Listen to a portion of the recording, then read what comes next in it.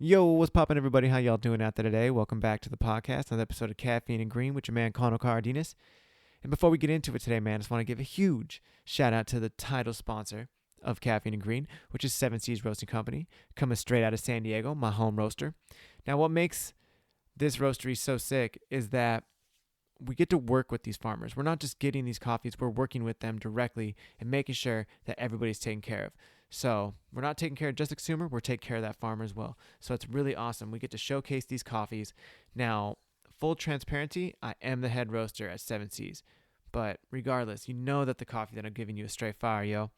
So if you head over to the website, 7seasroasting.com, use my code C and G at checkout, you're going to get 3 bags of coffee for $30. That's an amazing deal because 2 bags of coffee is essentially $32. So you're getting a bag for free. It's a no-brainer. So you can go over to the website, choose from any of the coffees that we have, like our dark Guatemala, which is chocolatey and it's full-bodied. It's a little bit of our dark roast. And, you know, it's just we have other options. We have a Peruvian. We have our Lao coffees, the Fodom Kwan, our new Lao, and Setapung as well. So we got options, people. So use that coffee code C and G at checkout, and you'll be good. My guests today, Raleigh, Robertson, and Kesia, Anaya. Both of my homies representing Farmers Market Hawaii. They made it out here to San Diego this weekend just so they could do this show, handle some business, and I have to say I'm pretty impressed with ambition, the determination, and the hustler mentality of both of these individuals. It was really inspiring to talk to them both. I really hope you guys enjoyed it as much as I did. And without further ado, Raleigh, Kesia, this is your time to shine, homies. Let's go. Caffeine and green. It's your boy Kona. What's good? Caffeine and green. I'm not too protective. We're live. Okay, cool. Welcome to Caffeine and Green, guys. Hi. Yes. So stoked to be here. Farmers Market. You finally made it. Dude, yes. This has been in the making for a couple months now. Yeah. Dude. Is that mic close enough to you right there, bro? I think it is. Let me get it. Like that. All right. Make sure. Sorry. Yes, so Farmers Market Hawaii is in the house. Hi. Guys, straight out of fucking Las Vegas right now. Coming here sounds like for the day, right? Yeah. Yeah, so we got in yesterday and then we're going to be leaving tonight. Damn. That's fucking fast trip, right? Back and forth. So just to let everybody who's listening out there, just to let them know who you are. Raleigh, can you tell the people who you are? Raleigh, what am I? I'm one of the owners of Farmers Market Hawaii. I have a business partner. His name's Painkillers on Instagram, but I also have like other businesses that I have, So I got like my trucking company. We transport cars, and then recently we started working on launching our CBD brand, Revive. So some of my ventures I got going on right now. Hold on for 1 second. Yes, so tell me more about your ventures. Oh, man. Well, the trucking thing is because my family's all construction workers. So when I got into the Farmers Market Hawaii thing, it kind of took me away from that. And now that we're, like, running and everything's going smooth, like, the trucking thing kind of keeps me where, like, where it started me, how I got to where I got. And I really do owe it to, like, growing up the way I did. Like, my dad had us working from 13 years old, shoveling, construction, like running machines. So like I started to miss that because I didn't like it when I was doing it, but then the further I got away from it, the more I missed it, Mm-hmm. What island did you grow up on in Hawaii? I grew up on Oahu. On Oahu? Yeah. Okay. All right. I want to get to that. I really want to get to that. But before we get too much farther, let's also let the people know who's here. Kesia, introduce yourself. Hi, I'm Kesia. I started back with Farmers when they first opened as just a shop girl, and I've been with them ever since. So I kind of like slowly worked my way up to doing like the marketing, media, and like managing of the shop. And then, as Raleigh mentioned, we just started our venture in the CBD world. So Sick. super excited for that. Dude, so you guys are you guys business partners or just like manager, owner? Well, like the whole CBD thing, like my cousin owns it, runs it, and then we all have our part in it, you know. Okay. Like Kesia was brought on board to do the marketing. I kind of just like whatever direction they point me in, that's what I'm gonna do. Okay. So we That's all help tight. each other out, you know. Like we all can eat. Yeah, of course. It's a big plate, so we all can eat. Big family, Yeah. everybody's eating. It's Yeah. all good. So that's sick. So, Tisha, did you also grow up in Hawaii? I did. I grew up on Kauai. Kauai? Yeah. Really? I did. So Okay. born and raised on Kauai, and then I moved to Oahu for school. Okay. So I actually, while I was starting off at UH Manoa, I was working at a hot dog stand, which is weird because I'm a vegetarian. And I heard about farmers from when I was on Kauai, but this is when they like just started. So Raleigh and his business partner Keone, they were literally like working the shop. And like one day I finally like made it through the shop and the vibes were right, and they're like looking for a new shop girl, you know. So I was just like, okay. And then they started having like their business meetings at my hot dog stand. Like it was so cute. So then that's how I kind of like started, and I really started from like, I was really just a shop girl in the beginning, but it's been like 6 years now. So 6 years? yeah. Damn. So that was gonna be my next question. So, farmers market, how long has that been a brand now? I think it's Six- seven. yeah, going on years? 7. 7 years. Yeah. And you just built it out of Hawaii. Yeah, we built it out of Hawaii, but the thing is, we was able to grow a little quicker because my business partner, like he got locked up. He's in the feds, so he traveled all over the U.S. in prison, went to prison. But prior to that, he lived in Vegas too, and then I raced motocross, so I got to race in like 30 states. So I had friends all over the U.S. too. So when we came to the mainland, it was a little easier of a transition, and then it helped that all my family lives in Vegas. We all live on the same street till this day, you know. Oh, what? Really? Yeah. So Dude, that's tight. So your whole family's moved from Oahu to Vegas? yeah, most of them, but Wow. we're lucky like that. We still have our houses in Hawaii, and we go back and forth still. Dude, that's tight. I fuck with that. But I don't know. It's rough, kind of. Sometimes kind of rough because we all live in one street, so it's like you can't. Sometimes I gotta go home a different route because you know how like Hawaiians they like to hang out in the garage. Yeah. Oh, yeah. So when you gotta like stop every time you gotta like pass by, it's you gotta like, you gotta shoot him. Yeah. Then maybe talk to him for a Yeah. sec. They're gonna walk towards the car. So or it something takes like that. half an hour to get home sometimes. Dude, like when you leave a party, it's Yeah. like, damn, we should do it now because it's by the time we Oh, get to the I door, just it's You gonna have be to, like like, 30 hug minutes. everyone I just sneak it out. Should we Irish Or even goodbye? like my sister be at my house washing clothes, and I like, why are you washing clothes in my house all the time? She's like, I ran out of pods. It's like, you've been out of pods for 1 month. You know, you're washing your clothes over here the whole month. That's hilarious. Fuck, that's so awesome. But so, why did Farmers Market start? Why did you want to do a clothing brand, at all? It's more, Keone. yeah, my business partner, like that's his thing. Like he studied it, and he that's his thing. He had a couple brands that was successful before. His story is pretty crazy. Yeah, too. he has a really heavy story too. Have you ever heard of the brand Defend Hawaii? The one with the AKs? Yes, Yeah. Oh, that's yeah. his brand. That was That's his brand? That's his then when he went brand. to prison, he got like the whole like He like gave it to paperwork his and baby everything. mama at the time, and then like when he was in jail, she sold the company because money got the best of her. So when he came out, he like started from the bottom with absolutely nothing. And when he was in jail is like when he really started like figuring out exactly what he wanted to do with farmers. Like he literally drew out like the storefront and kind of just envisioned everything that he wanted to do once he got out of prison.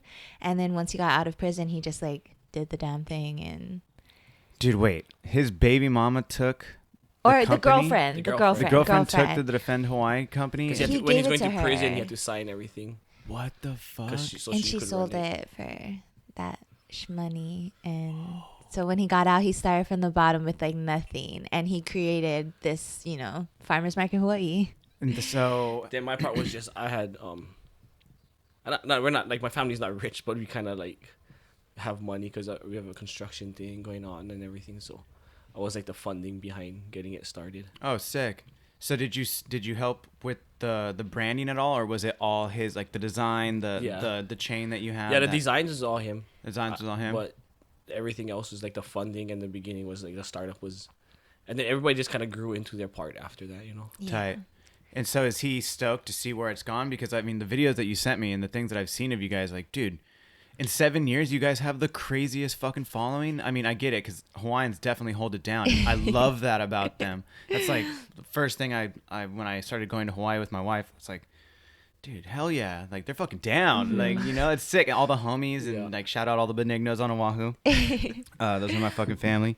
But, dude, I don't know. I love that shit. So I'm assuming that's how the brand just kind of started to mold into its own like that. The brand grew in the mainland, actually, in the Bay Area. That's where we made name. And even though we're like living in Vegas and you have a shop in Vegas, the Bay Area is where we kind of made our following. Through just going to events, through events, kind of talking to people. Yeah. Or we have a lot of homies out there, so sick. Made it easier, but like we didn't know it was gonna. I don't know. It just blew up like, quickly over there. I think he was just like really ahead of the game of he kind of played off of like Nike's, where everything was like limited, you know, like once it sells out, then you can't get it. So it kind of created that like need, like you needed to get there. So that's like where the line started, which started up all the hype. Of course. And then he always, like in the beginning when we first started, I remember like he always had like a meaning behind the release. Like it wasn't just a specific design, there was like a story behind it. So everyone kind of like fell in love with the story, especially coming from Hawaii. And then the design itself was super dope, so that like drew its own crowd. And then after like the crowd started like growing and stuff, then it kind of just like blew up. Like anything with the Akua, which is our logo. Oh, you don't have your chain on. It's on your arm. I'm looking at it right there. Yeah, that one. So anything with that logo now, like literally will just sell out. Like our hats are like $100 if that logo is on it, and people will stand in line for a few days just to get a hold of it. People, there's some in those videos that he was sending me, people are just fucking fully covered. Like the dude is like going like that and shit. I was like, yo, what? That's sick. And like two of the videos was it in the Bay? One was in Oakland and one was in Sanford. Yeah, the one Keep It Lit Oakland. It was like the sneaker con or something like that. Sneaker pop-up. Honestly, the Bay Area, pop-up? Yeah, that's like the most lit that we will get, I feel like, is in the Bay, because people go hard in the Bay. Myself when I go there. yeah, Bay Area goes pretty tough. I love that. Our boys over there, they Jeremy owns Hef's barbershop, so that's who always takes care of us when we're over there branding. Sick. Do I have to check them out? Yeah. Damn. The Bay Area fucking can get the best of you. I mean, I grew up there, and I remember with some Hawaiians from the Big Island, though. We were partying one night, just drinking, smoking, whatever. And I was like, dude, I gotta go. So I walked all the way from Polk over to like I think maybe Civic Center station, or maybe fucking even like Powell. Get on the BART. I'm like, all right, I'm gonna just close my eyes and I'll get off. But that late at night, you have to transfer at Bayfair to fucking get back to Fremont where I was at. I fucking fell asleep. I woke up and fucking, I don't even know. It was somewhere deep in the East Bay. Like the homie like woke me up. I was like the bums they wake up on the fucking train. Homie just hit me up. He's like, hey man, train's done. I'm like, yo, what time is it? He's like, dude, it's like 2 a.m. I was like, fuck. When's the next train? He's like, there ain't no train coming back until like this time. I had to wait there for like 45 minutes. Then it finally got back. I had to call my dad because I was all drunk as hell. Like, Dad, you need to pick me up at BART at like 4 a.m. He's like, what the fuck happened? I'm like, I don't want to talk about it. I'll tell you when I see you. Like, that's fuck. Better than a DUI though. Oh hell yeah! Anytime. I do that every time actually, but yeah. Kesia talking from experience too. Okay. Yeah. Okay. That sucks. Dude. Okay. So you said Oakland, and then what was the other area of the Bay too? What was there's another area that you would hang out with, or like it's just the city in general? Yeah, well, they're barbershops in where is that at? I honestly still till this day don't know where their barbershop is exactly, because we're always so fucked up whenever we go there. Oh my god. Let me look it up. Dude, this is perfect. Nobody ever uses their phone to look up shit. We just like, oh, I wonder if it's right. So with you said his name was Keone? Keone, yeah. Keone. Is he pumped on how much the brand has grown, even though he's locked up right now? He is. No. He's not locked up anymore. Oh, he's not locked up anymore. No, he's not. So Keone's like a super like. He really loves Hawaii and like the culture and everything like that. Mm-hmm. So he actually lives on the Big Island right now. Oh, sick. Yeah, he's like super. Hilo side. Sick. He's really into like, he's Hawaiian, so he's like a very proud, Like bloodline strong Hawaiian? and he's just Sick. like really into like protesting. The whole thing about Mauna Kea. Have you heard Yeah, about like, the telescope? about the telescopes. Yeah, Yeah. he's like up there, like getting arrested for them. Like, Oh, really? yeah. So he actually has He was the guy that was on the news that never showed up to court. Oh my god. Dang, that sucks. but he actually has like an art gallery right now in Hilo. Oh, tight. Yeah, so it's called Broken Hearted, and so farmers market is more like family. You say broken hearted? Broken Hardened. Yeah, Hardened. Hardened. Okay. Yeah, it's super sick. You have to look it up. Okay. Honestly, it's super dope. But basically, like, he kind of started it just as like his outlet, like his art outlet, because farmers is kind of like morphed into its own thing where he can't really, as express himself as he like would want to, because he still has like that dark side to him, I guess, after like going through all the shit that he went through. So he started like making shit for just girls. So that's why it's called like Broken Hearted. But it kind of like took off. Like a lot of guys like fucked with it too. So then now he has like a whole line and an art gallery called Broken Hearted, and it's in downtown Hilo. But What look it the up on fuck? Instagram. Dude, hell yeah, I'm gonna look that up. Dude, this dude just sounds like every time he makes something or he puts his mind to it, he's so creative that he just it takes off. That's fucking pretty inspiring. So is he still involved in, I don't know, I guess the daily operation of farmers market? Or Honestly, like, he does the art, and he yeah. does like I guess he's like the director of like, like the just art. like the places Sick. that we have to go. But Sick. Raleigh does like all the day-to-day things to like have the business like running Yeah. smoothly how it is now. Dude, so tell me, like, what's on an average day when you're doing farmers market Hawaii? Is it just like, shaking hands, kissing babies type business, man, or yeah. is it just like you got to put your head down and grind? It's grind every day. Every It's day. all like for me, I like to make everything look easy, so I find like formulas to make everything look easy. Like say like shipping wise, like I'll figure out ways just to make it easier for everybody, so it's quick, more efficient, save money.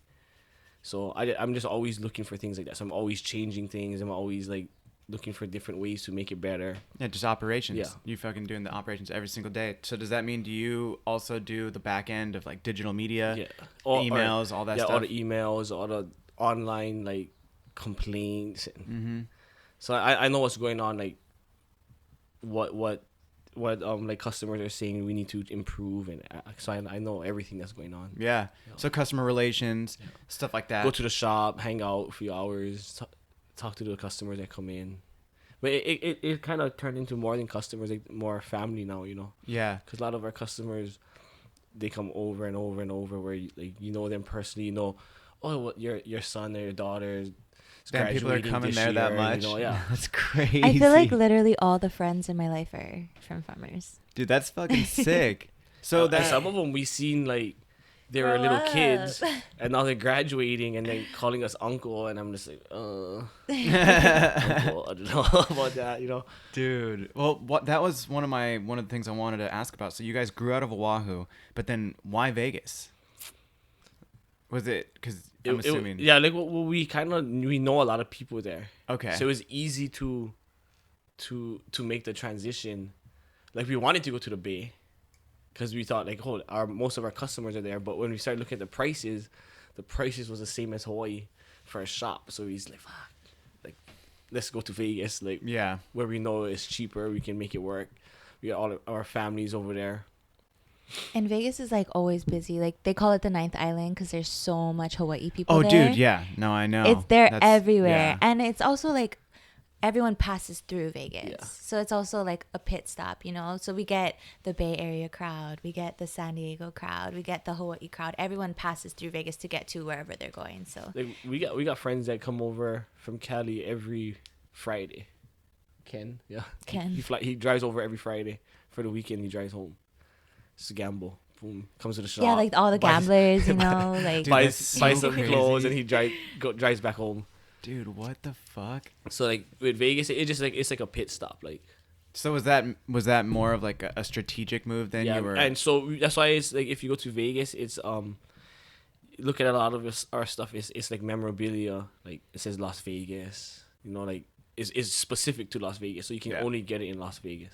Yeah, exclusive. So I mean, like, now it's even to bring it back. These red tags. These red tags mean it's from Vegas. Okay. So the other shirts don't have red tags. Well, yeah. I mean, that was to even bring it back to what Kesia said at the beginning, is like creating that a limited edition essentially. But that's marketing 101, right? If people want 10, give them 9. Yeah. And exactly. then there was like, or maybe fuck, 6. you know, like or maybe even 6, like super limited, you know, and then that creates that demand, and you can almost push the price up depending on the market, on what finding it is. the balance is you know, like when your demographic grows and your following grows, trying to keep that balance of how much more because you can't have your demographic grow, your following grow, but keep your accounts to that original count, you know. Yeah.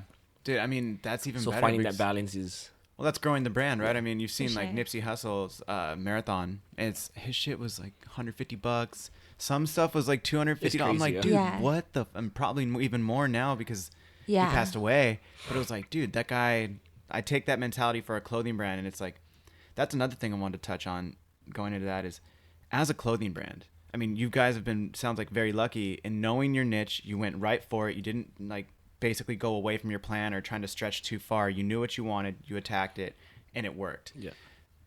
What would be some of the struggles that you've had in doing a clothing brand? Because there's so many clothing brands out there. A lot of people can't really break out or make it look sick or get the following. So have you guys had any like difficulty in promoting this? Difficulty, man. I think like for us, we just, because whatever we get into, like, we really are into it. That's why we say like we're really a lifestyle brand. We're really a streetwear brand. If you watch our videos, like on the bikes and stuff, wheeling on the freeway, that's me. You know, like that's me running from the police. And my brother's a lieutenant. You know, so I get phone calls. You know, so like we really do whatever we say we do. We don't have to go out and find somebody. So it's like real authentic. You know. Okay. So whether we design something that this demographic of people might not like, this people will like it, you know, because we're into so many different, like we race dirt bikes. I race dirt bikes. I ride street bike. I stunt, do a lot of stuff, build hot rods, you know, like my dad's known for building old cars and bikes and stuff, so like we kind of like really into a lot of different things. Keone surf, skates. Sick. And I feel like we really hit like that like niche, the whole social media thing at like the correct time too. Like when it was at like its highest peak is when we were like booming, you know, like when we first started off. So I feel like it was like good timing, you know, like we are really ahead of the game. Like we use social media to our advantage when nobody else was doing it yet back in Hawaii. So it kind of like boosted us forward. Like all the stuff that he was saying, like the videos, the pictures, all of us, you know, doing that, like getting the lines, getting all that hype up was really when social media was like peaking. Like it was really just coming out. So we were ahead of the game. Like everybody in Hawaii, they were really trying to like follow us. They were trying to become like Farmers Market Hawaii. Yeah, like so we kind of set the bar. Even when drones first came out, like nobody had a drone. And like, where did we see it?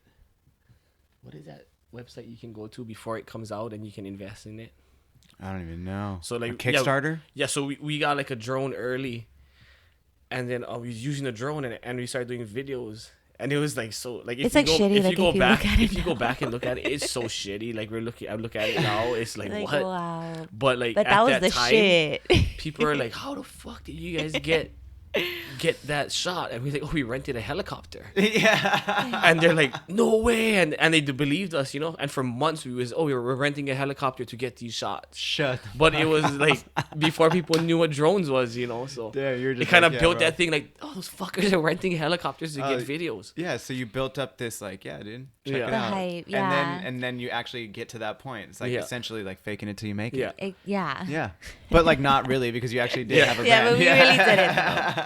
But I would say sick. like that would be like the only struggle now that everybody's kind of like on their shit with social media, and it's kind of like, you know, it's not even like a new wave anymore. Like that's, you know, that's the par. Well, now it's I mean, just from my own personal experience, you have to become your own social media marketing person, and you have to hone it, because now everybody can do it. Now it's okay. If everybody can do it, how are you going to separate and make it better? Creating brand consistency or whatever. It's like, I love that shit, but it's so strategic in everything that you're doing these days. It's almost everybody needs to create their own, persona, and their own image that attracts like their demographic to the brand, you know. Well, that was the other thing. I mean, going back to the marketing, it was that you guys, in a time of being ahead of social media and doing these things, I also, when I see Farmers Market Hawaii, you guys have the Vegas Strip as your backdrop. Yeah. So you guys do your own marketing. I see, like, on your little, like, on the stories and stuff, I see when you guys are going out doing shots, and you guys just make it happen right then and there. You don't have to like stage it, and it looks more authentic, which I think, again, going back to what you were saying earlier, is like the authenticity is the most important part, because if everybody can do it, if people see you on the street and they see you with like trying to stage shit off or being a dick, they're like, I see this fool. He's whack. This is a persona. People can see right through that shit. Yeah, and if you're doing it for real though, and doing it in Vegas, I see you with your backpack on, and you guys have that new release the with 3M, that was a good hat. Oh, that was fun. But you guys are doing it by yourself, just making it happen in the middle of like a crowd and shit. I love doing that. I think that's fucking sick. So we kind of walked around for like a few hours. Did you do just that? having drinks, getting pictures, video. We didn't put we're gonna put the video out today, but the video's dope. Dude, sick. Yeah, throw me that. I'll fucking help post that. I'll promote it. Dude, that's just, I see that and I'm like, dude. But on top of that, you guys are always working out. Always. Every time I see you guys, both your pages, I'm like, how do you guys fucking work out all the time? I mean, when I seen you, when I first met both of you, was at the gym. Right. At Amalza Fitness. Shout out everybody over there. Yeah, Amalza Fitness. In Delmar. Yeah. That's my training partners in the morning. Dude, yeah, you up like 4 a.m. with that bull. It's crazy. Dude, so how did that whole fitness thing start? Whoa, that's like a pretty heavy story, to be honest. So like basically like with the lifestyle, you know, with farmers, I don't want to like blame it completely on like the lifestyle of farmers, but just like the fast-paced lifestyle of like always going out and like socializing and partying and just like being out there, you know, trying to get our brand out there and stuff. We kind of got caught up, honestly, and we kind of went into like this pretty heavy drinking phase, and it was just like Patron bottles every day for like a good year. Damn. But it was like bad. Like it wasn't just like Patron chill. bottles. It was like a Patron bottle a day. Between the two of you? At first it started off as like sometimes more, social events, yeah. And then, you know, it started going like, you know, just between like us, we needed just it. Like we needed it, and then that's when we kind of realized, we got our work done for the day. Let's grab go a bottle. Grab a bottle, and then it was a mess. It was bad, and one day, you know, it just got like so bad, like the blackouts, like for real, it was just so bad that I just remember telling myself like, okay, you're either gonna like change shit in your life, or you're about to go like even more downhill with like alcohol, and like who else knows, you know? Like it was bad. It was out of control. Because we always worked out. Like even throughout the whole phase. But I still looked out of shape. I worked out through that whole thing, and I still looked out of shape, and then it just got like too heavy where I was like, I need to like change something, you know? Yeah. We went like cold turkey. Like we straight up stopped drinking for about like 8 months, I would say. Like we didn't even touch alcohol for 8 months. And that's when we like put our head down and like really committed to like the fitness thing. And it was just like the only like positive outlet, because it was kind of like the alcohol outlet was like way too extreme, and we needed to like find something else. So we kind of like switched it with fitness. So like honestly, I can say like the gym and like fitness really did like save my life, because if it wasn't for that, I probably would have been, I don't even know where I would have been. And it was good too, because with that, like we know that other people go through struggles, so that's why we started like that whole fitness, that FMHI 90 fitness thing, so everybody could go through the whole process with us, you know? It's not like just us doing this on our own. Yeah, I mean, I actually just had my homies Mickey and Sam, they own Just Go Lift Gym in National City, and they kind of had a story that they call it, I think, the couple cartel or something like that, but they're helping each other, and they're basically building their brand so people can see their journey and doing the same thing. So that makes a lot of sense.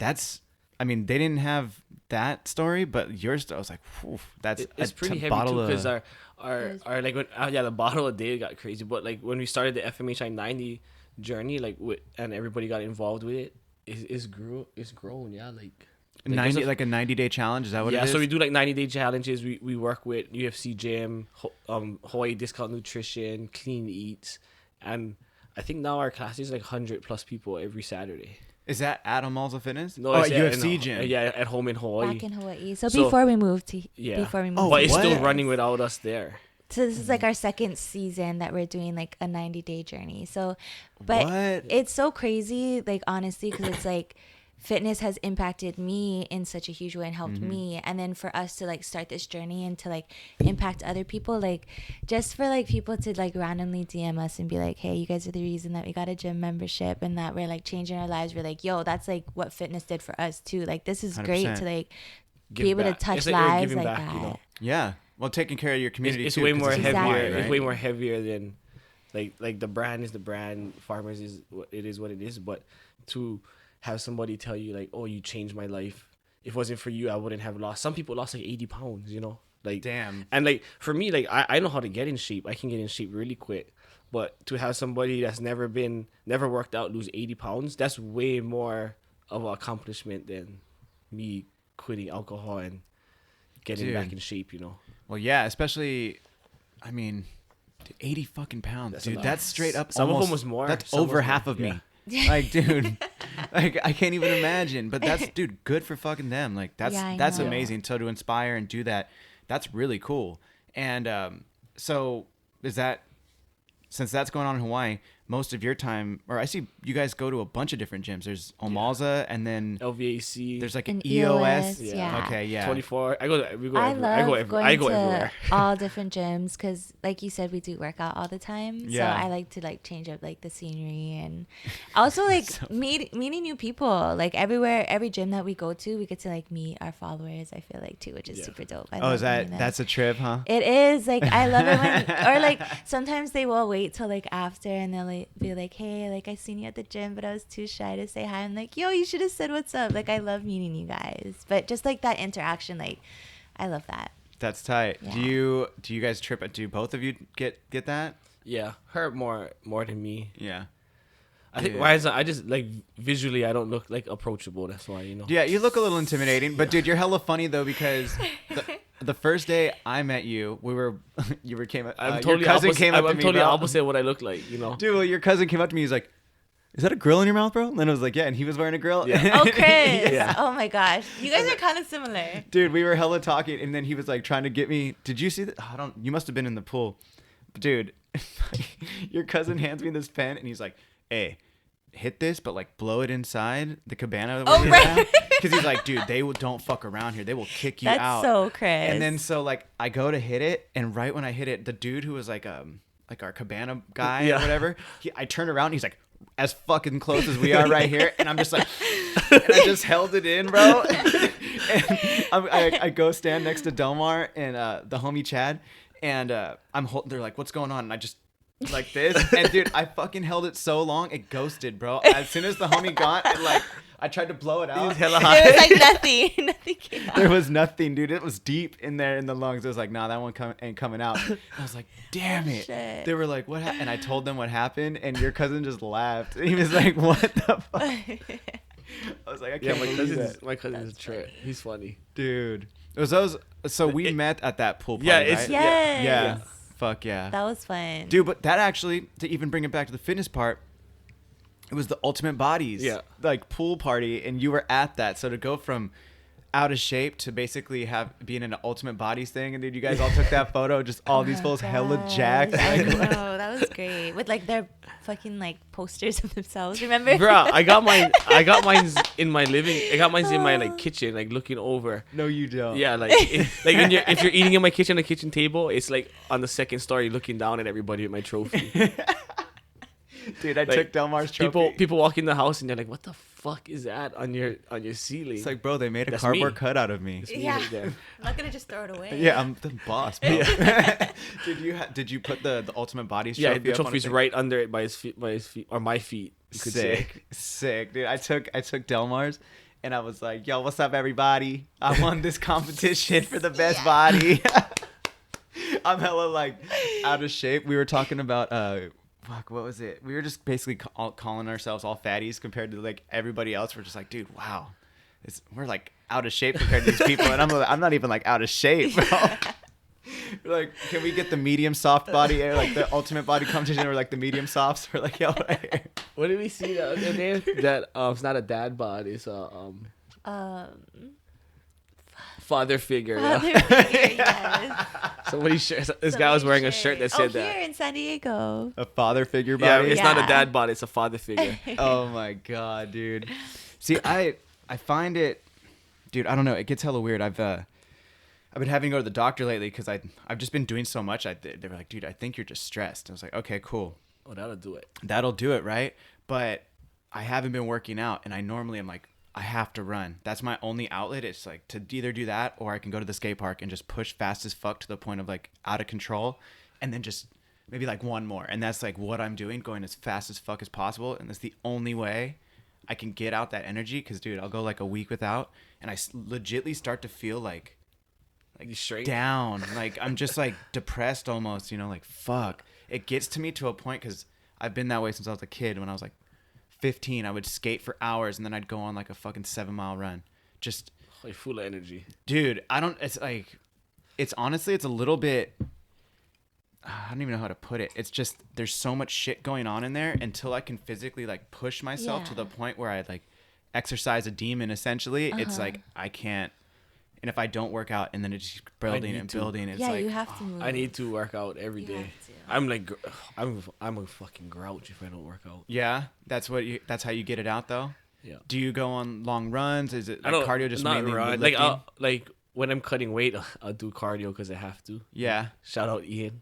Fuck, man. Dude, Ian. Me and Del bro. be on level 12 Stairmaster, 45 minutes, dying. Dude, the Stairmaster's where it's at. But I'm one of those like I'm one of those like I don't like to show like that I'm not doing too good. Yeah, you don't want to show weakness. Me and Del is on top of the Stairmaster, and I'm just like in the nose, out the mouth, making like it's nothing, and Del's looking at me like, what the fuck, dude? Like Del's like huffing and puffing, and then we get off, we find dude, he's like, bro, I was about to fucking die, and I'm just like, bro, I was good, I could have went like another 20 minutes. Yeah, right. And Del's like, what the fuck?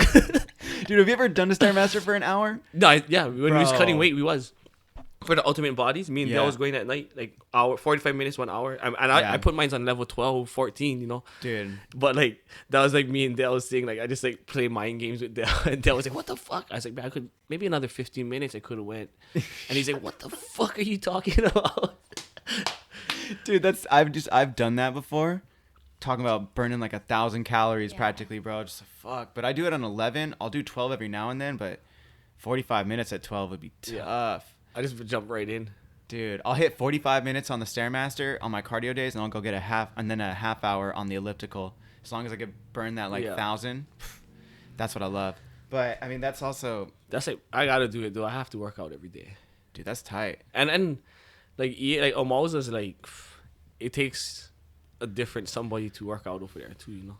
You can't just roll up over there. Nah. If you think you can. When you come to Vegas, let us know. Dude, there's one dude who I want to say his name is Will. I don't know if his name is Will. He was one of like I seen him on Ian's thing. He just did a Will Belt. Yeah. Glasses kind of thing. Yeah, Will. He was just in a body. He did like a physique with Ian. He's like, he had a big transformation too. Dude, I've seen that dude a couple times at the gym, and I'm like, when I saw that photo, I was like, oh shit, Ian shredded that fool. Put your shirt down. Dude. Like if you look over there too when you're at the gym, I'm the only one that work. Or me and Al is the only ones work out with their shirt off. You see Al with the shirt off, but like also twerking at the same time. That was funny, dude. You gotta follow this guy, Alpha Hernandez, on Instagram, bro. Dude. He's funny. I love the one thing that I also love. I mean, bringing it. This is also like a common theme. And like, you're not only your guys' brands, but your lifestyle is also, when you go to that gym, it's pretty much all Hawaiian trainers or a bunch of Hawaiians who are there. Yeah. So it's all like, beast in there. But like the way every time I hear you guys talk, it either reminds me of Leslie's family or just like, it's like, or it is Leslie's family. It's my brother-in-law, It's just like, I love that because I love the Hawaiian style and everybody's just like so chill. And especially I feel like if people saw us hanging out or just in general, they'd be like, "What the fuck?" Like, Yeah. you know these? Yeah, Like, yeah. yeah, it's my homie right there. Like, what's it's all good. But that's what I love. And when you see that, and like everybody will be leaving the gym, and everybody comes out to say later, it's like, oh, Yeah. these fucking dudes just chat. I always trip out when we leave. I'm like, how do we know them? Dude, I love it because we've seen them grow too. I love Dell. Dell is like the most nicest, humblest person you ever meet. Your brother-in-law. Dude. Oh yeah, I know. He's such a nice guy. Dude, he was just here. He just came last Yeah. week, and that's why when you originally had told me you were gonna come Yeah, that weekend, I was like, texting him when he's over here. Yeah. I was like, "Where you at? Like, where the Dude. fuck you at?" And he's like, "Oh, I'm in San Diego or wherever he was." Yes, the Hilton Bayfront, dude. If you guys come back to SD, that's the spot. That's the hotel to stay at. They got a really nice, just right there on the port, fucking super buttery. But yeah, dude. The one thing. So tell me a little bit more about the CBD brand. Why did that start now? You can start off with this. Well, we kind of how it launched or started getting in the works is my cousin Gersh, had this whole plan, and then he has so much going on because they have the biggest marijuana grow in Nevada too, so they have a lot going on. So they just wanted to appoint people to take care of certain areas of the CBD launch, so everybody kind of got their areas that they're gonna specialize in and they run. Now you got your region essentially. Yeah. Now is it only in the state of Nevada? With Essentially. his connections, we the brand didn't even launch yet, but we have sales all over. Tight. So we didn't even have the final product, but we locked down the sales and we got sales all over already. So you're also doing the branding and marketing for that, because I've seen you promote it, Kesia, and then you were telling, or somebody was telling me about it. I think Dell was even telling me, it's like, yeah, it's a CBD brand, blah, blah, blah. But do you have to be Nevada state compliant? Because I know in California, you have to be compliant now. They have like the Prop 64 sticker on it and stuff like that. Not too sure. You're not too sure yet? That's not my department. Oh, okay. Okay, yeah. So yours is mainly just not I guess it'd be advertising, branding, marketing. Okay. Marketing. Okay, so you just get the And product landing and then accounts and stuff. So Okay. we landed a few accounts. Kind of educating people on CBD too, like exactly what it is, because I feel like it's still like wishy-washy because they relate it with THC. Of course. So that's like the number one question that we are getting, like, oh, will it show up on my drug test, Yeah. But, so I think because it's so closely related with THC and not many people really know exactly what CBD is, it's still a little like frowned upon in certain Well, it's a very areas. interesting product because I understand what you're saying. I mean, for people who might not even understand what CBD really is, it's from the marijuana plant. It's like the cannabinoids are removed of it. I'm pretty sure. I could be completely wrong on that. But it is from the same plant, hemp, and all that stuff like that. So it's the factors. I mean, they started out by they were giving it to kids with epileptic seizures to basically calm them down. But now, I mean, you can make it into like lotions. You can do tinctures. Essentially, is what you're doing. We got a whole. We're not gonna say what it is, but we got stuff that's that isn't on the market yet that we have in the.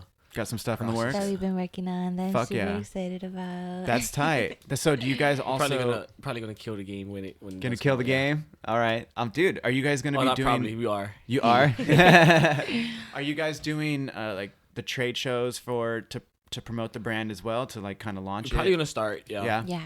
This is like the very beginning process. Like we just got in our samples for like the actual product itself. We just started doing like ads and like the designing of the bottles and stuff. So we have like the product, but we're just getting it in now. We kind of nailed more of the business side before we got the product. Well, you built the demand, getting like pre-sales and stuff like that. And we hit up like big heavy hitters in different industries and had meetings with them, and I think we kind of nailed different products for each industry. So I was gonna say, is like, are you guys looking more towards like regular shops to sell CBD, or are you looking for stuff like Planet 13? Because that's the one spot that I went to when I was in Vegas, and that's fucking massive. Yeah.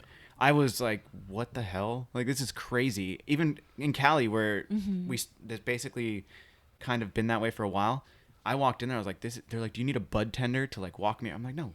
I know how to buy weed. I know what to look at. But I mean, just all jokes aside, but like, I was like, this is amazing. So are you guys looking for those kind of accounts? Or are you looking for anywhere you can sell it, essentially? I think anywhere, wholesale. Wholesale? And then where were you trying to? Also, like back home, we have like a few accounts that we landed back home. I think, well, for the most part of what I know, the accounts that we landed isn't even in like dispensaries. It's more so like Hawaii Discount Nutrition, and also just like white labeling Chains, like whole chains of businesses, and Sick. Yeah, I mean that's the great thing about CBD. I mean, you could just things are coming out. Are you guys gonna do food at all? Like, I get to know people are making stuff like with CBD infused. Yeah. Oh, we don't really have, well, we didn't really talk about that yet. The only thing about CBD is like a lot of people are coming out like really strong in the CBD game. Like there's so much CBD companies coming out. Oh yeah. So like we're definitely going to resort back to like how we got Farmers so popular, where we're like basically selling like the lifestyle, and we're going to be, out there like doing everything that we kind of did to get Farmers off the ground too. Okay. Do you promote the CBD with like health recovery as well? So maybe like for joints and stuff like that. That's pretty fun. Especially cool. for like our fitness thing, like it worked directly with it, That's tight. I back that. So and then also, so there's one more business that you have, like another business venture, and that's the trucking company. Yeah. So tell me about this. Oh man, how that started is like one of my good friends. He owns like a repo business. It's really big in Cali, and he's like, "Oh man, I know you're in the construction industry, this and that, and like our transporters are too busy. Do you want to help out? If you get your truck, I can get you accounts." And I was like, "Oh yeah." I thought it was gonna be like more like a fun thing, like we'll just help out here and there. So I got like a good, nice truck, good trailer, and then we started landing accounts, and now it's like too busy, So what do you mean by truck? Like how big is your truck that you're doing? I got like a Freightliner, but it's kind of like A Freightliner? and Shit, bro. but it's kind of like when you look at it, it's more like a baller one because it's a 4-door, like Freightliner. You got the big ass like Yeah. semi truck Yeah, essentially. so it's dude, like what it's you got? like Honk, honk. most guys get like the 2-door sleeper. I got like the 4-door, like Just so I can take all my G-status. boys with me if you want to go, Do you have that logo on the side? No, I have like a whole I have a sticker on it. On Yeah, it? Oh, yeah. okay. I was like, dude, you gotta have But- one on there. But like I started to land accounts where like now it's like hard to keep up. Dude, good for you. I mean, that's a great problem to have. There's a lot of stress though, Dude, like yeah. a lot to balance. Dude, are you thinking about hiring truckers? I'm waiting for my dad to get to Vegas actually, but like at home he has his own construction company, so he's super busy with that. Then as soon as he can slow down with that, then he's gonna come up and help me. But I got like Sick. my nephews help me a lot over here. Sick, dude. That's fucking rad. My uncle had his own trucking company in Michigan. So he was a trucker pretty much my whole, like as long as That's I've a known different him. breed of people. Like I can't. Yeah. Like I'm lucky that the contract I got now, I just stay in Las Vegas. But we was doing Vegas to Cali, Vegas to Arizona, and it's rough. Is it people from Hawaii mostly? Like, hey, I want to get my car up here. Like, can you transport Actually, it? like no, it's like most people they gotta go off of like this board. Like it's like kind of like bidding, almost like you're bidding on getting the cars. But I get emailed from these. I get emailed and I tell them, oh, I can do it. I can't do it. So I kind of Damn. lucked out with that. Like I don't have to look for the work. Like it gets sent to me, then I tell them yes or no. Dude, so you're never not busy. You just like Yeah. you're hustling. So I mean, imagine all that stress. I mean, as I've started to do more coffee roasting and doing other things and managing like a couple shops and doing this podcast and everything, I can understand now. I'm like taking a step back. Okay, it's like, oh, maybe that's why you're stressed. But you're doing like straight up 3 businesses. So as I was just telling you, I went to the gym and like I got it out for like an hour and a half, just fucking nobody in the gym.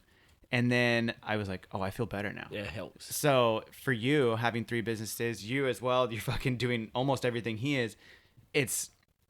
You have to get that shit out. Yeah. Just fucking boom, It's like, are you putting everything and into like it when you're out there? sometimes like if I like to go to the gym in the morning, but like sometimes we have to start early with the trucking business. Oh, And yeah. I don't get to go to the gym in the morning, but I'm like a grouch all day. Like my nephews is like don't even want to talk to me. I'm just like on like a mission, Just like get me there Yeah. and then I'm gonna hit the gym. Yeah, then I'm like calling Ian them like, hey, you guys are done working out. I'm gonna come over there, and then like, we're done, but here's the workout. And I said, fuck, it's not the same without you guys, if you guys aren't doing it, then I don't even want to go. And then Dude, I get more grouchy, and I end up going and working about myself and just being mad, but then I get it out, you know? Yeah, of course. Dude, that shit is so real. That shit is so real, and I didn't realize it until just the other day. I remember I was I do like the incline abs, and Delmar taught me how to take like the plate and then, do the boom, and then bring it up and like above head. Dude, I was just repping those things out, and I was so tired, but I was like, just fucking getting it out. Dude, so that shit is so real. I can't even imagine doing a trucking, especially, dude, you're sitting so like sedentary. You're just sitting for hours, bro, at a time, and then you like maybe 3 hours into a drive, you get up and you walk around. You're just like, like some of them is like when you go to Arizona, it's like 6+, dude. So what do you like? You just want to like punch something. Yeah, dude. I've been in like a. And then when you come to Cali, like the drivers, like they don't. It sucks here. Like dude. Arizona, you put your blinker on, they'll let you in. California, you put your blinker on, and like 4 cars will speed up to not let you come in. Oh yeah, especially if it's a semi truck or something like LA, that. like LA area, fuck. Oh dude, I could not even imagine driving a semi truck in LA. That'd be fucked up. Yeah, it is. No way. Well, how many gears does that truck have that you're on? 13. 13. So, but like it's just like in Cali, like I don't know. There's so much different laws, Dude, how are you? What's the basically the speed window between each gear? Like it can't be 5. Is it like 5 miles an hour? Then you shift. Too sure. You go off of feel. Okay. Yeah. Okay. Fair enough. Fair enough. I drove stick too, so I was like, oh yeah, it's all about the feel. But I would always kind of gauge it, like 30, 40, ooh, and then you just hear it revving a little too much. Oh shit, got to get back to that. So, the one thing with all of this shit you got going on, both of you guys, how is it? Is it just your mentality, or do you have like advice for people who might be listening when they hear this hustler mentality both of you guys have, and just putting working it out, hard work, just grinding all the time? Did it take time to build that up, or did it just like you thought that way always? I honestly feel like I've always thought that way. I don't know. Mine might come off a little cocky, but like I always feel like wherever I go, I was like that alpha, Okay, I get it. Yeah, fuck yeah, man. And like and everything I do, like if I look at something and I think I'm not gonna be good at it, I won't even try it. You won't even try? Like, but what's your gauge though? If you're gonna be good at it or not? Like I'm like, if like most things, if I look at it and I can touch it, I'll know, if I'll be good at it. Like I can visually look at things and be like, hey, I'm gonna be good at that. I can do this. Okay, you just get a feeling essentially. Yeah, like, and just like building engines on a car or whatever. Like I can build diesel engines from the ground, like scratch. What? So it's like I can look at it and tell myself, okay, like you'll be able to do this or you won't. So I'll look at things and be like, I'm not gonna be good at it, so I ain't even gonna try. Whoa. Or I'll look at things and I'll be like, I'll be good at this. I'm gonna try to smash everybody. Smash. Sick. Like you ever saw those Portuguese horseshoes? Portuguese horseshoes? Like, it's like a box with a hole and you throw the washer in it. I've never played that. It's like a game in Hawaii. Okay. And like for months I didn't play it. I was watching everybody play, and then I was just like, I don't know if I'm gonna be good. Then I was just watching how everybody throws it, and then finally one day I was like, I think I could do it. So the very first one I threw, it went in the hole, and I quit right there. I never played again. Now I'm 100%. Like I can say like I'm 100%. Like yeah. First go, first try, no warm up, bitch. It's on. But like I kind of put that mentality into everything. Like if I get into something, I like being like the best. Not the best, but if I'm not the best, like right there, Well, you have a winning mentality. You don't really take no for an answer. It doesn't sound like it, at least. And then you have all the brands. I mean, dude, you wear a fucking massive chain. That thing is ridiculous, but I love it. And I always show my homies. So I'm like, look at this. I'm gonna interview this guy. Look at that chain, dude. I love it. That's even when I was marketing that photo, when I was like doing it all up. I made sure that the brands, I put them in order, and then it basically kind of wrapped around the chain. So I wanted people to like look at that shit. Like, look at that chain. Yeah, it's just I don't know. Like it's sometimes like it's a bad thing the way I think, but I don't think it's a no. I think because like I'm just like an extremist, you know, like yes. Like when I tattooed my eyebrow. I was gonna ask you about that. Like I tattooed it, the guy put it on, and it was way bigger, 20% bigger. Like a and 6'9" I'm like one of those where like it's on, fuck it, let's do it. Yeah. And then he's like, it's good. I was like, yeah, fuck it, let's do this. And then like he walks out, he's like, okay, I'm gonna get ready. She's like, it's way too big. You had to tell him. Yeah. I'm like the thought process. Yeah, and I'm like, he's like fuck the go. Like I always tell him, like, I walk the walk, he talks the talk, but talking the talk gets you really far. You know what I mean? Yeah. Like you need that too. But yeah, that was the whole like I would have tattooed it. Like it was half my forehead, you know. But like it was on, you know. Like he had it on. It was on. Like fuck, let's go, Dude. Let's rock. Why the face? Just I'm curious because I think it's fucking tight. I honestly love face tats. I don't know if I'll get it, but I fuck with people all the time. I had multiple guests who have face tats on the show here, and that's just the new thing now. And sometimes there's like dudes, I don't know dudes, so I'm not taking this as a shot, but like that kid Little Xan. Like, yeah. I'd never listened to his music, Yeah. and he doesn't look gangster, and his face is tatted like everything. But like, you definitely look gangster. So it's like, I believe it, you know. But on him, I'm like, what's the deal with the face tat? But Yeah. so why did you want to do it?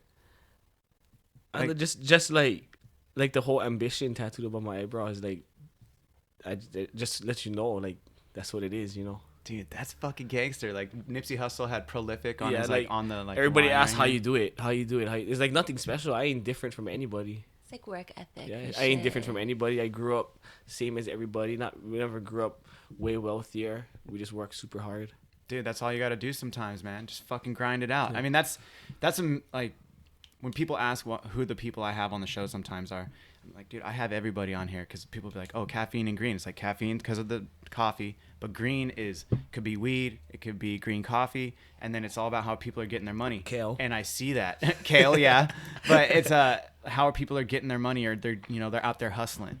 And so that's when this past week I had Dennis O'Connor, who's he owns San Diego Taxman, Thorn Brewery in Barrio Logan, and in basically North Park area, and then this other 2 bars. I'm like, dude, this is a business week. I love it. Like, I want to hear people what they're grinding, what they're hustling, because we're right now, even though you guys, it's a podcast and it's super easy. This is like my little thing, my hustle.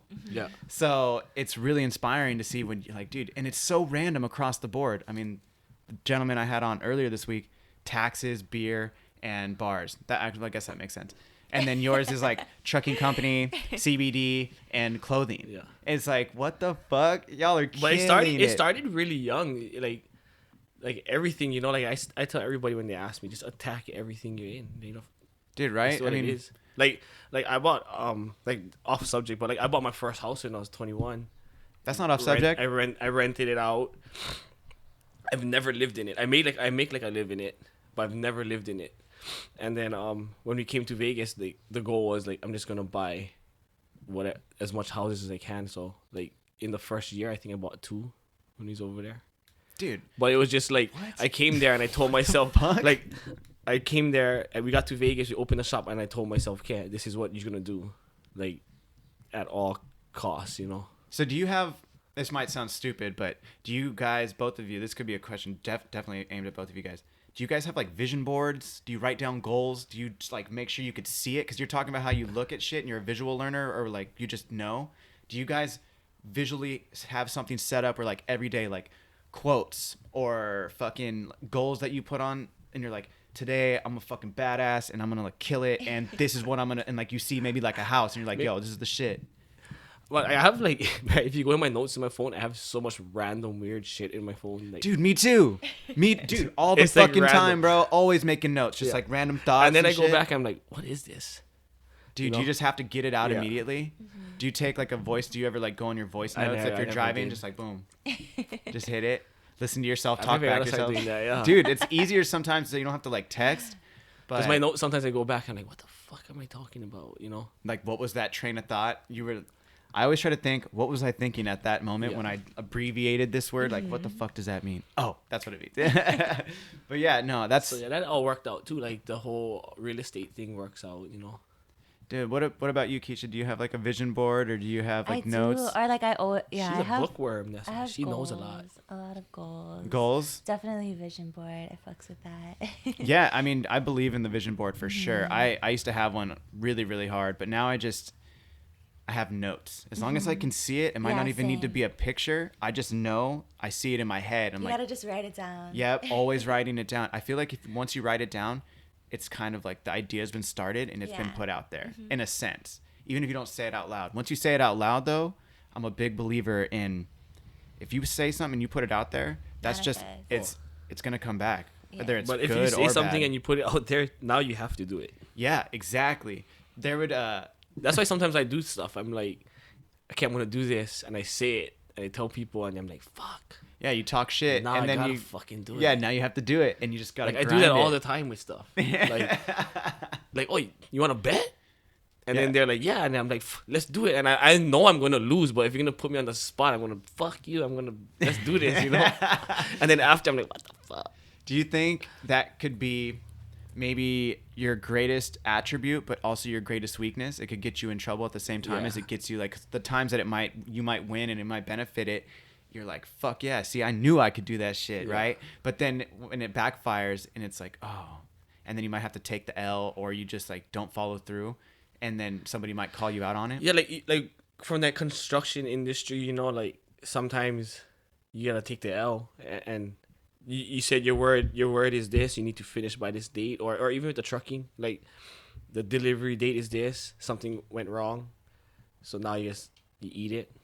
But I told you like I'm gonna get it done by this date, so I'm gonna cover whatever costs Yeah. that I had to cover because I never made that date, you know. Damn. Is that, So- and that's built into the contract? But like no, it's not. Oh. But that's like good customer service, you know? Yeah, man. So like for me, I once I give you like my word, then that's like you got to follow through. yeah. Dude, that's so interesting. That's been a reoccurring theme the last month in my life since I've been back. We got back from Europe. I just went right back into work and just got all consumed by that. And I've been having a lot of meetings with our digital marketing guy, Carlos, and he went to some conference and he's like, dude, the whole conference they were talking about, the only fucking thing they were talking about was customer service. Was that Revive? I don't remember. Oh. He might have told me, maybe, but he was Vegas? just saying how, dude, I mean, it's business 101, right? You're not in the business of creating one-time customers. You're in the business of fucking creating returning customers. People who associate with your brand, people who want to fucking get and represent you and really take pride in that. Essentially, like some really small Like almost tribalism. creating a feeling. Yeah, creating a feeling, creating a vibe, something people can identify with. Yeah, definitely. Like the more people that you help, the more that you can help people, the more your product will sell. Yeah. And that's like what my number one thing with my cousin Gersh with the whole CBD and marijuana grow.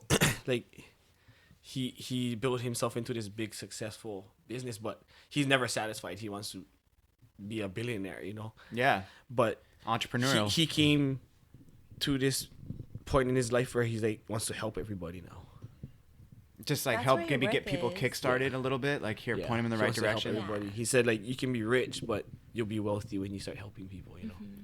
Now, is that more of a, would you say like emotional wealthy, or would like Well, like if economically? most successful Financially and emotionally. most successful Okay. people, like they're really rich, and then they became wealthy and got to the next level when they started helping people. Do you feel? I actually just lost my train of thought. But do you feel like by giving back as well, that create? I mean, it's financially it's beneficial, but because you're providing a service. But when you give back to the community, like meeting people or even doing like your 90-day challenges, what feeling does that give? Like, what do you feel like? Some like a self gratification, or yeah. just like? Definitely. Do you believe? Oh, that's what I was gonna say. I read a quote once. It was like, not one person who's super successful is not grateful. Like, do you feel like when you wake up in the morning, you say, like, damn, thank you to like wherever, universe, whatever, God, whatever you believe in. Do you just put it out there like, thank you, I have another breath in my lungs, you know, like another day, another dollar, like, thank you. For Do you- sure. I feel like gratitude is definitely the healthiest emotion. Yeah. Like it kind of defeats all bad feelings. Like if you're like angry or sad, like you can't be all those feelings if you're grateful. And we have so much to be grateful for, even though we're still like in the beginning of this journey, I would say.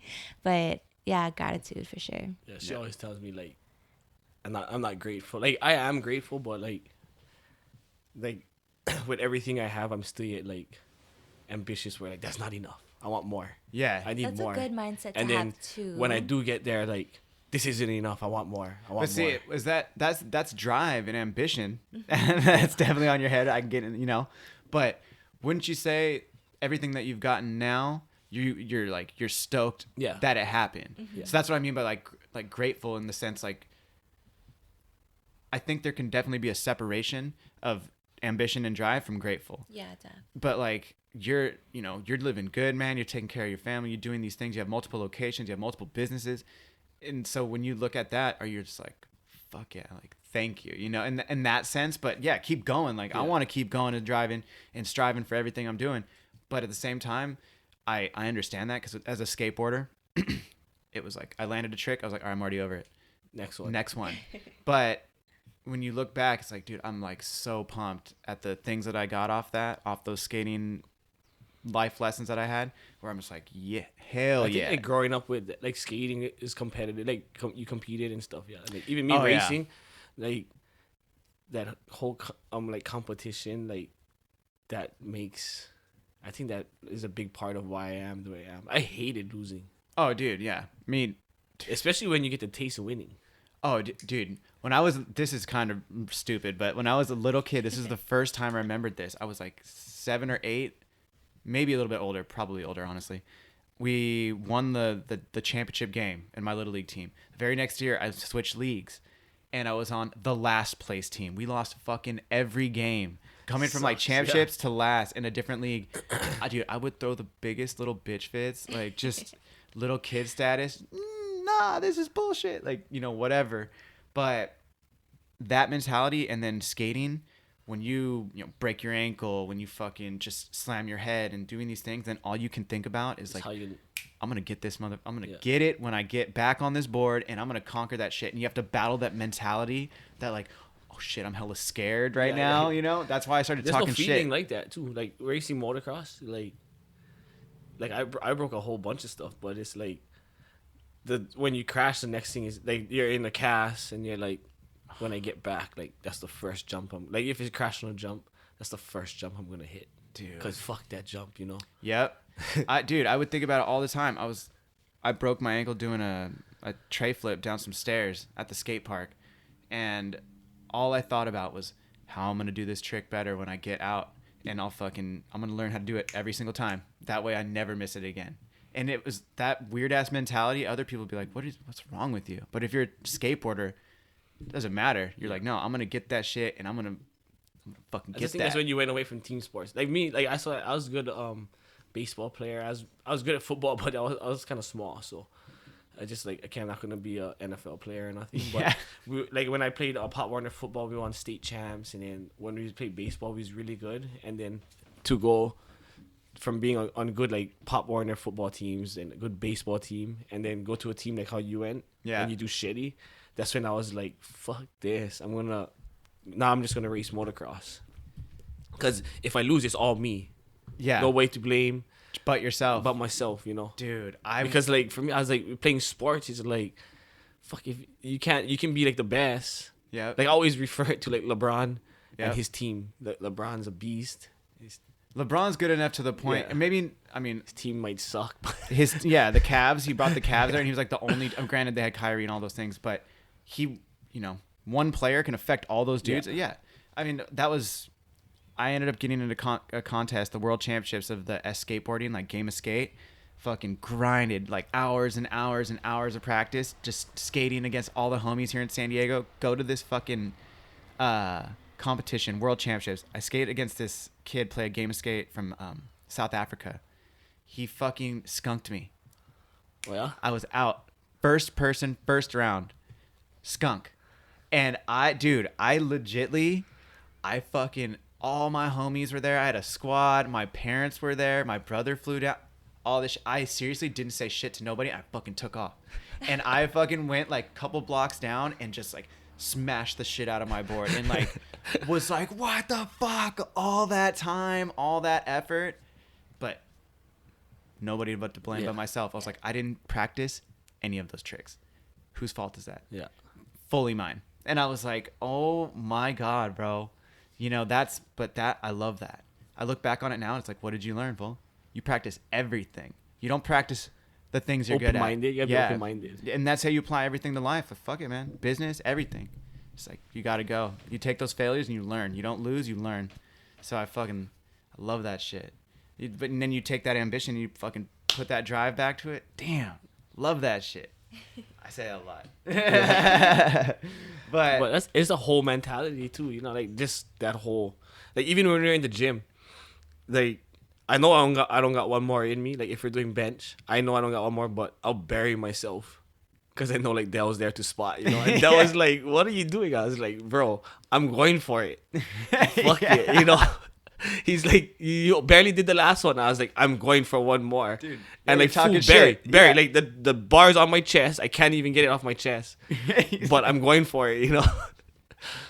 Dude, that's so funny because that's what I meant by talking shit. I was like, when I would get back from breaking my ankle, I'd tell my homies like, "I got that right there." They're like, "No, you don't." Like, yes, I do, and I would battle for hours, and that was also probably the reason why I like feel the way I do now when I skate. I'll bust up like, fuck. Shouldn't have bailed all those times, but it was just talking shit, getting me in trouble. But then you ride away and you're like, son, like, fuck yeah.